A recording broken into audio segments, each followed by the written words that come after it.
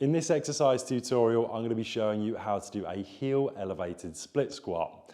All I'm using here in this demonstration is a yoga block or Pilates block. However, you can use a step, you can use a step up, whatever you have to simulate what I'm doing. So firstly, I'm going to put one foot on the yoga block or Pilates block. However, I'm only going to have my forefoot and toes on the block. From here, my foot is pointing forwards and I want my back leg to point forwards as well.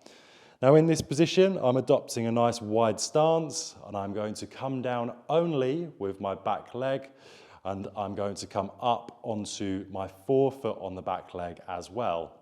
Once I've got my balance, I'm trying to keep as upright as possible. Whilst maintaining my stability, I come down and back up, down and back up. One of the reasons why we might want to do this variation is because on my right foot, I'm working my intrinsic foot muscles as well as working my arch. Puts a lot of stress on the foot and we can start to train up those muscles really well.